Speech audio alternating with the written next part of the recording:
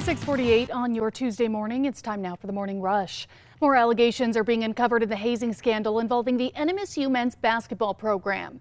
Player Kyle Feit, along with another unnamed teammate and student manager, filed the suit against the school and others. The suit states that in addition to the assault, guns were regularly seen in the locker rooms and on team trips. The suit also claims some players bought guns using money paid by the university. A woman awaiting trial and accused of taking videos of an underage teen being sexually abused, then posting it online, is in trouble with the law again. Yareles Cespedes was charged with manufacturing and distributing child porn in 2019. Now Cespedes is in trouble again, accused of shoplifting more than $3,000 worth of merchandise from Sephora at Coronado Center. Yesterday, prosecutors in her child porn case pleaded for her to be locked up until trial. We're now hearing from a New Mexico attorney who was forced to keep quiet about problems within CYFD.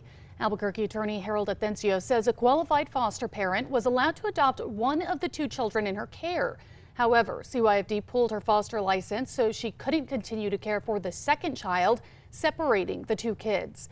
We reached out to CYFD for comment. We did not hear back. Erica. And here's a look at our school day forecast. It is a chilly morning out there. You're still going to need the jackets and the layers, but maybe not as many of the hats, gloves, and scarves. By this afternoon, temperatures will be climbing into the upper 70s. It's going to be a warm and breezy day. Well, many in the community are saying the most recent gun buyback by New Mexico State Police was a bust after running out of gift cards hours into the event.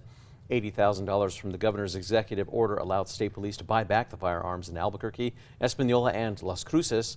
However, less than 2 hours into the event, the gift cards ran out.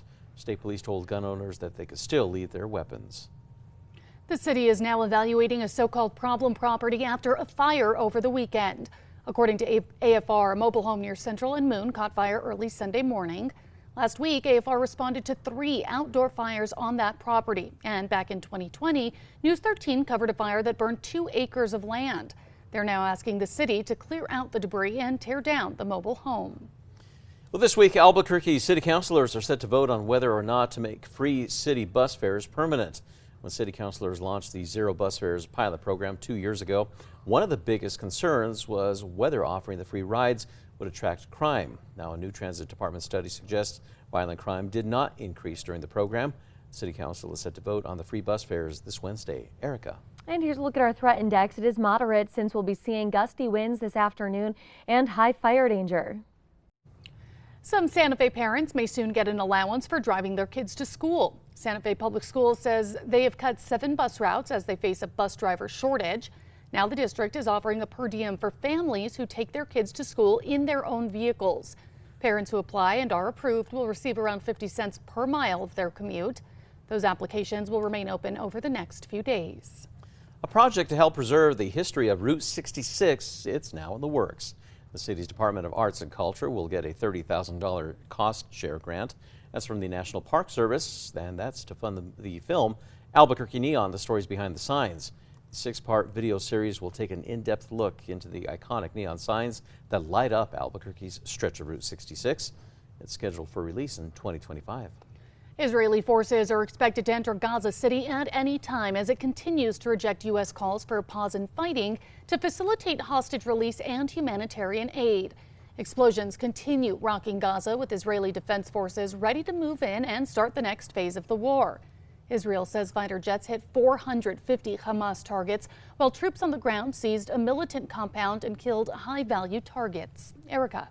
To check on traffic, the maps are clear, no accidents or slowdowns to report. And here's a look over the Big I, a beautiful bright morning and starting to busy up out there. A spectator at the New York City Marathon decided that a cup of water would not cut it and instead offered up an ice cream cone to one of the runners. Well, the move confused many of those runners, but one man took him up on his offer, taking a vanilla chocolate twist cone as he passed the Brooklyn mark. The crowd erupted in applause as the man took a bite before sprinting off. Time now for the 5 facts. At number 5, the city is working on a 6-part video series that will help preserve the history and symbolism of Route 66. A $30,000 cost share grant from the National Park Service will be used to fund the series. Albuquerque Neon, the stories behind the signs, is expected to be released in 2025. And moving on to number 4 this morning, some parents in Santa Fe may soon get an allowance for driving their kids to school. This comes as the district faces a bus driver shortage. Santa Fe Public Schools says they have cut 7 bus routes as they struggle to keep the bus drivers on their payroll. Now parents who apply and are approved will receive around 50 cents per mile of their school day commute. And number 3, it's going to be a warm and windy day. Temperatures will be climbing into the 60s and 70s this afternoon, but we could see wind gusts up to around 30 miles per hour. At number 2, we are now hearing from a New Mexico attorney who was forced to keep quiet. That was about problems within CYFD. Albuquerque attorney Harold Atencio says that one of his clients, who was a qualified foster parent, was allowed to adopt one of the 2 children in her care. However, he says the CYFD then pulled her foster license so she couldn't continue to care for the second child, thus separating the 2 children. Atencio is now able to share his client's story. This comes after the 10th Circuit Court lifted a statute that prevented him from speaking. We did reach out to CYFD for comments, but we did not hear back. And number 1, the allegations continue to pile up in the hazing scandal involving the NMSU men's basketball program. 2 more former NMSU men's basketball players and a student manager are claiming their teammates frequently brought guns into the locker room where they sexually assaulted players as a way to, quote, humble them. The suit also claims some players purchased guns using money paid by the university for their name, image, and likeness, then bragged about it to other players. The lawsuit names the school, former coaches, players, and the athletic director.